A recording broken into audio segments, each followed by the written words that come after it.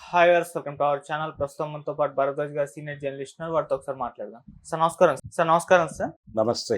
Sir RK గారు ఈ వారం తన కొత్త పలుకుని అల్లు అర్జున్ గారి పై రాశారు సార్. అంటే అల్లు అర్జున్ గారే అంతా చేశారు, ఆయన వల్లే ఇటువంటి పరిస్థితి వచ్చింది, ఆయన ఇగో వల్లే ఇటువంటి పరిస్థితి వచ్చింది, ఆయనకు సారీ చెప్పుకుంటే అయిపోయేది అని చెప్పేసి, అంటే హీరో రేవంత్ రెడ్డి గారు, విలన్ ఇండస్ట్రీకి అల్లు అర్జున్ గారు అన్నట్టుగా ఆయన కొత్త పలుకు అయితే ఉంది సార్. సో ఆయన కొత్త పలుకు పైన మీ పలుకులు ఏంటి సార్? అంటే అల్లు అర్జున్ తప్పు చేశాడు అనేది ఆయన కొత్తగా చెప్పక్కర్లేదు. ఎస్టాబ్లిష్డ్ ఫ్యాక్ట్ అది. ఎస్టాబ్లిష్డ్ ఫ్యాక్ట్ అంటే జరిగిన తప్పు ఏంటంటే యాక్చువల్గా ఆయన ఇన్సిడెంట్ జరిగింది అనేది తన నోటీస్కి రాగానే తను వెంటనే టువర్డ్స్ ద ఇన్సిడెంట్ రియాక్ట్ కావాలి. అది జరగల. అది జరగకపోవడమే ప్రథమ తప్పిదం. రియాక్ట్ అయ్యి ఇమ్మీడియట్గా నిజమా అలాగా పదండి వెళ్దామని చెప్పేసి వెంటనే వెళ్ళిపోయి అక్కడ సంఘటనా స్థలానికి వెళ్ళి అయ్యో ఇలా జరిగిందా అని అందరినీ తిట్టేసి అక్కడ కొంచెం శివాజీ గణేశన్ని ఎన్టీ రామారావు గారిని ఆవాహన చేసుకుని అలా వెంటనే డెడ్ బాడీ దగ్గరికి వెళ్ళి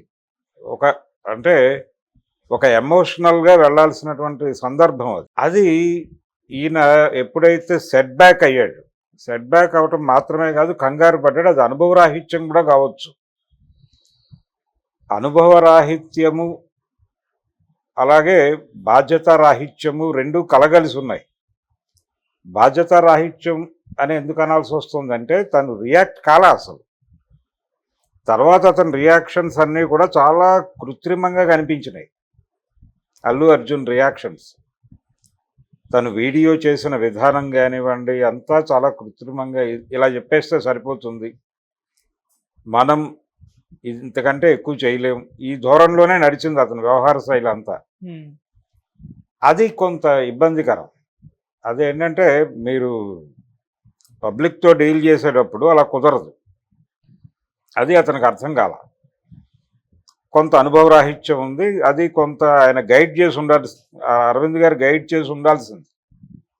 మరి ఆయన గైడెన్స్ నేను స్వీకరించే పరిస్థితుల్లో ఉన్నాడో లేదో తెలియదు. అది ఇంటర్నల్ కూడా.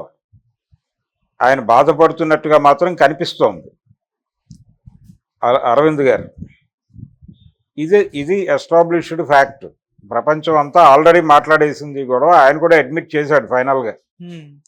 ఈ కొత్త పలుకు రాయటానికంటే ముందే పోలీసు విచారణ సందర్భంగా జరిగిన సంఘటనలన్నీ వాళ్ళు ఆయనకు ఎస్టాబ్లిష్ చేసి చూపించిన సందర్భంగా ఆయన రియాక్షను తను తప్పు చేసినట్టుగా ఆయనకు అర్థమైంది, అదే మాట్లాడాడు అక్కడ అనేది బయటకు వచ్చింది.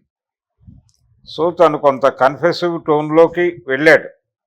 అది శుభపరిణామమే. నిజానికి ఇది రాస్తే బాగుండేది. ఆయన అంటే ఒక వ్యక్తి ఒక ఇన్సిడెంట్ జరిగినప్పుడు ఎలా రియాక్ట్ కావాలి, ఎలా రియాక్ట్ కావాల్సిన పద్ధతిలో రియాక్ట్ కాకపోతే జరిగే నాశనం ఏమిటి అనేది నిజానికి ఈ సంఘటన నుంచి ప్రపంచం నేర్చుకోవాల్సినటువంటి విషయం. ఎవరైనా సరే తన వైపు నుంచి ఒక తప్పు జరిగింది అని అనిపించినప్పుడు ఇమ్మీడియట్గా కన్సర్న్ పర్సన్ని కలిసి సారీ చెప్పాల్సినటువంటి ఒక అవసరం ఉంటుంది. ఓకే. తద్వారా ఏంటంటే హ్యూమన్ రిలేషన్స్ బాగుంటాయి. ఇక్కడ హ్యూమన్ రిలేషన్స్ స్ట్రెయిన్ అయినాయి. పర్టికులర్గా అల్లు అర్జున్ విషయంలో తను టువర్డ్స్ ఇన్సిడెంట్ ప్రాపర్గా రియాక్ట్ కాకపోవడము, జరిగిన దానిలో తను తప్పు ఉంది అని అంగీకరించకపోవడం, అది ప్రధానంగా ఈ ఇష్యూ డ్రాగ్ అవటానికి, అంటే ఇంత నడవటానికి కారణమైంది. అలాగే అది క్రమంగా ప్రభుత్వానికి ఇలా తప్పించుకునే అవకాశం లేదు. అది బాధ్యతగా వ్యవహరించి తీరాల్సిన పరిస్థితి. పోలీస్ డిపార్ట్మెంటు బాధ్యతగా వ్యవహరించబట్టే కొంతమేరకు అక్కడికే వాళ్ళు కొంత ల్యాగ్ చేశారు. 10 రోజులు పట్టింది అరెస్ట్ చేయడానికి. వాళ్ళు ఇమ్మీడియట్గా అల్లు అర్జున్ని లోపల వేయచ్చు అక్కడే. కానీ ఆ పని చేయలే. వాళ్ళు చాలా హంబుల్గాను గౌరవప్రదంగానే వ్యవహరించారు. ఓకే. అయినప్పటికీ వాళ్ళని టార్గెట్ చేశాడు ఈయన. అంటే వాళ్ళ లోపం ఉంది అని ఫస్ట్ ఇంటర్వ్యూలోనూ, ఆయన తర్వాత ఇంటి దగ్గర పెట్టిన ప్రెస్ మీట్లో కూడా అదే మాట్లాడాడు. ఆయన ఎంతసేపు తాను అమాయకుడినని తన అమాయకత్వాన్ని ప్రపంచానికి చాటి చెప్పే ప్రయత్నం చేశాడు తప్ప తను తప్పుందని అడ్మిట్ చేయకుండా అవతలోడికి తప్పని చెప్పడం మొదలుపెట్టాడు. ఈ ధోరణి కరెక్ట్ కాదు అనేది ఎస్టాబ్లిష్ చేస్తూ ఆయన కొంచెం అర్థం చేయించే పద్ధతిలో రాసుంటే హంబుల్గా ఉండేది. అసలు ఎవరైనా సరే ఎడిటోరియల్స్ అలాగే ఉండాలి. ఎవరిని నిందించక్కర్లేదు. జరిగిన సందర్భంలో దొర్లిన తప్పుల గురించి వివరించి చెప్పి ఇలా వ్యవహరించకుండా ఉండాలి. ఇది వారి ఒక్కరి వ్యవహారం కాదు, ఇది ప్రపంచం అంతా తెలుసుకోవాల్సినటువంటి సందర్భం. దీని నుంచి మనం ఏం నేర్చుకోవాలి, ప్రపంచం ఏం నేర్చుకోవాలనేది చెప్పాలి నువ్వు. అది మానేసి ఈయన కూడా ఒక స్టాండ్ తీసేసుకుని అల్లు అర్జున్ విలను, రేవంత్ రెడ్డి హీరో అనే ప్రొజెక్షన్ ఇచ్చేసి మధ్యలో చంద్రబాబుకు కూడా 2 అక్షింతలేసి మీరు ఈ టైంలో అరవింద్ అర్జున్ అన్నాడు. ఆయన దానిలో అర్జున్ కాదు, వాస్తవానికి ఆయన అరవింద్తో మాట్లాడాడు. చంద్రబాబు ఏం కంగారు పడకండి అనేది చెప్పుంటాడు ఆయన. అంతకుమించి ఏం పర్లేదు, నేను చూసుకుంటాను, కేసు తప్పించేద్దాం మనం అని చెప్పుండడు. అల్లు అరవింద్ అనేవారు ఎవరు అవునన్నా కాదన్నా ఆయన ఇండస్ట్రీకి సంబంధించి ఒక పెద్ద మనిషి, ఒక అగ్ర నిర్మాత. ఇండస్ట్రీ తరఫున ఏదైనా ఇష్యూస్ గవర్నమెంట్తో మాట్లాడాల్సి వచ్చిన సందర్భంలో ముందడుగు వేస్తున్నటువంటి వ్యక్తి కాబట్టి ఆయనకు ఆ ప్రామినెన్స్ ఉంది. ఇది మాత్రమే కాదు, ఒక రాజకీయపరమైనటువంటి అనుబంధం కూడా ఉంది చంద్రబాబుకిను అరవింద్కి. ఈ రోజున కాదు, గతంలో కూడా. అంటే చిరంజీవి ప్రజారాజ్యం పార్టీ పెట్టడానికంటే ముందు కూడా ప్రతి ఎన్నికల ముందు కాంగ్రెస్ పార్టీ నాయకుల్ని అలాగే తెలుగుదేశం పార్టీ నాయకుల్ని చిరంజీవి అరవింద్ కలిసేవారు. అది ఓపెన్గా మీడియాలో వచ్చేది కాదు, కానీ కలిసేవారు. కలిసి కొంతమంది ఆస్పిరెంట్స్ వాళ్ళని ఆశ్రయించేవాళ్ళు. వాళ్ళకు ఉన్నటువంటి ఇమేజ్ రీత్యా వెళ్ళి వీళ్ళని కొంచెం అకామిడేట్ చేయండి అని చెప్పేవాళ్ళు. చేయగలిగితే చేసేవాళ్ళు, లేకపోతే వదిలేసేవాళ్ళు. అది అలా నడిచేది. ఓకే, 1-2 సందర్భాల్లో ఆ వార్త బయటకు వచ్చింది అంతే తప్ప రెగ్యులర్గా అది బయటకు వచ్చేది కాదు. వీళ్ళు వెళ్ళి కలిసేవాళ్ళు. ఒక గుడ్ రిలేషన్స్లో ఉండాలి అనే ఉద్దేశంతో ఉండేవాళ్ళు అన్ని పార్టీలతో. అందులో భాగంగానే చంద్రబాబుతో ఈయన అప్పుడప్పుడు కలిసిన సందర్భాలు ఉన్నాయి. ఆయనకి ఆ మెమరీస్ అన్నీ గుర్తొచ్చి ఉండొచ్చు. ఒకసారి ఫోన్ చేసి పలకరించాడు, అంతకుమించి ఏమీ లేదు. అయితే రాధాకృష్ణ గారు ఆయన కొంచెం రేవంత్ రెడ్డిని గైడ్ చేస్తున్నట్టుగా ఫ్రమ్ ది బిగినింగ్ కనిపిస్తుంది. అంటే ఇది బీఆర్ఎస్ మీద, కేసీఆర్ మీద వ్యతిరేకత కూడా కావచ్చు. ఆ వ్యతిరేకతతో ఆయన కొంచెం ప్రో కాంగ్రెస్ వెళ్ళాడు ఎలక్షన్ టైంలో. ఎలక్షన్ అయిపోయిన తర్వాత రేవంత్ రెడ్డి గారితో తరచూ ఏబిఎన్ ఛానల్లో ఇంటర్వ్యూస్ టెలికాస్ట్ అయినాయి. ప్రభుత్వ కార్యక్రమాలు, ప్రభుత్వం ఎలా నడుస్తోంది అనే దానికి సంబంధించి వారి నుంచే ప్రపంచానికి తెలియజేసే ప్రయత్నం రేవంత్ రెడ్డి గారు చేశారు.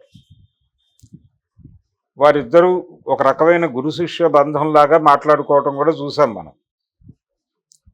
సో తన్ని తాను వాళ్ళందరి శ్రేయోభిలాషిగాను, ఒక రకంగా రాజగురువుగాను తన్ని తాను ఎస్టాబ్లిష్ చేసుకుంటూ ఆ రాజగురువు అనేటువంటి పొజిషన్లో ఉన్నటువంటి బలం రీత్యా, దానికి ఆటోమేటిక్గా వచ్చేటువంటి ఒక గౌరవం రీత్యా ఆయన చంద్రబాబు గారికి అలా ఒక ఇది చేశాడు, అక్షంతలు వేశాడు.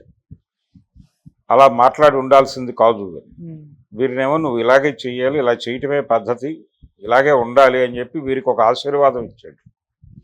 ఇచ్చి అలా బిహేవ్ చేయటం కరెక్ట్ కాదు అని వార్నింగ్ ఇవ్వటం ద్వారా మీరు కూడా మాకు సరెండర్ అవ్వండి అని ఒక ఇండికేషన్ వారికి ఇచ్చాడు. ఇదే కనిపించింది తప్ప ఒక హంబుల్నెస్ లేదు దీనిలో కూడా. ఇది కూడా వన్ సైడెడ్ కొట్టుడే. అంటే నేను ఇందాక చెప్పినట్టుగా ఆయన జరిగిన సంఘటనని వివరించి ప్రభుత్వం ఎలా వ్యవహరించింది, అల్లు అర్జున్ ఎలా వ్యవహరించాడు, ఈ సంఘటనని ప్రపంచం ఎలా అర్థం చేసుకోవాలి, దీని నుంచి మనం ఏం నేర్చుకోవాలి, ప్రపంచం ఏం నేర్చుకోవాలి, అంతే. అది రాయాలి. అది రాస్తే హంబుల్గా ఉండేది. అది కాకుండా నువ్వు స్టాండ్ తీసుకుని ఒకరిని విలనని ఒకరిని హీరో అని, అది కాదు కదా మీడియా చేయవలసిన పని. అది కాదు కదా ఒక పత్రిక సంపాదకుడు చేయాల్సిన పని అది కాదు. కాబట్టి పత్రికా సంపాదకుడుగా తాను చేయాల్సిన పని కాకుండా చేయకూడని పనులు చేస్తూ ఉంటాడు ఆయన. ఆ క్రమంలో చేసిన పనే ఇది కూడా. ఇంకో మాట కూడా అన్నారు సార్, రేవంత్ రెడ్డి గారు పేరు మర్చిపోయినప్పుడు అక్కడ నుంచి ప్రెషర్ వచ్చింది, పొలిటికల్ ప్రెషర్. అల్లు అర్జున్ గారిని క్షమాపణ చెప్పాలి అని చెప్పేసి కోరుకున్నారు. కాకపోతే ఆయన నాకు రాజకీయాలతో సంబంధం లేదు చెప్పను అని చెప్పాడు. ఆ ఇగో కారణంగానే ఇలా జరిగింది అని కూడా ఆయన ప్రస్తావించారు అందులో. ఇగో ఆయనకి ఇన్సైడ్ ఇన్ఫర్మేషన్ ఉంటే ఉండుండొచ్చు. ఆయన నేరుగా రేవంత్ రెడ్డితో రోజు మాట్లాడే పద్ధతిలో బిహేవ్ చేస్తూ ఉంటాడు. ఉమ్, లేదు నన్ను అడగకుండా రేవంత్ రెడ్డి ఏ నిర్ణయం తీసుకోడు, చంద్రబాబు ఏ నిర్ణయం తీసుకోడు అన్న టోన్లో కూడా ఈయన వ్యవహార శైలి ఉంటుంది. ఓకే. అందుచేత ఆయనకు తెలిసి ఉండొచ్చు, ఒకవేళ ఆయన హర్ట్ అయ్యాడనే విషయం ఈయనకు తెలిసి ఉండొచ్చు, కానీ ప్రపంచానికి తెలియదు. ఉమ్, ప్రపంచానికి అనవసరం కూడా అది. ఓకే. ఆయన పేరు మర్చిపోవడం తప్పే. కాన్షియస్గా ఉండాలి. ఒక ఉపన్యాసం ఇచ్చేటప్పుడు మైక్ ముందుకు వచ్చేటప్పుడు ప్రిపేర్డ్గా రావాలి. ఆ ప్రిపేర్డ్నెస్ కనిపించలేదు అల్లు అర్జున్లో అనేది వాస్తవం. ఉమ్, ఆయన చాలా గందరగోళమే మాట్లాడాడు. మైక్ ముందుకు వచ్చి నా సినిమా టికెట్ల రేట్లు పెంచుకోవడానికి అవకాశం కల్పించిన 2 తెలుగు రాష్ట్రాల ముఖ్యమంత్రులకి కృతజ్ఞతలు అని చెప్పాలి, అభినందనలు అన్నాడు. అంటే నా సినిమా టికెట్ల రేట్లు పెంచుకునే అవకాశం ఉమ్, నేను మీకు ఇచ్చాను, మీరు దాన్ని చక్కగా అమలు చేశారు, అందుకని మిమ్మల్ని అభినందిస్తున్నాను అన్న సెన్స్లో వస్తుంది. ఉమ్, అది చాలా రాంగ్. అంటే కంగ్రాట్స్ చేశాడు ఆయన. ఓకే. థ్యాంక్స్ చెప్పాల్సిన ప్లేస్లో కంగ్రాట్స్ చెప్పాడు. తప్పు కదా అది. ఇలాంటి తప్పులు చాలా దొరికినాయి ఆ ఉపన్యాసంలో వెతికితే. అవును. అలా అన్ప్రిపేర్డ్గా రావటం మీద నువ్వు మాట్లాడు. ఆయన హర్ట్ అయ్యాడో లేదో ప్రపంచానికి ఏం సంబంధం? ఒకవేళ గాయపడి ఉంటే అది తప్పు కదా. ఆ లెవెల్లో ఉన్న మనిషి, ఒక ముఖ్యమంత్రి ఉమ్, తన పేరు మర్చిపోయాడు కాబట్టి అతన్ని టార్గెట్ చేశాడు అని ఈయన రాయటం తప్పు. ఒకవేళ ఆయన ఇప్పుడు ఈయన రాస్తే ప్రపంచం ఎలా అనుకుంటుంది అంటే నిజంగానే గాయపడ్డాడేమో అనుకుంటుంది. ఉమ్, తద్వారా రేవంత్ రెడ్డిని చిన్నోడిని చేసినట్టు. ఆయన ఏమీ అనుకోలేదు, ఈయన పేరు మర్చిపోయాడు అని ప్రపంచం గాయపడి ఇదంతా చేస్తున్నాడని ప్రపంచం అనుకుంటోంది. కానీ ఇలాంటి విషయాలకి హర్ట్ అయ్యేటువంటి చిన్న మనిషి కాదు ఆయన.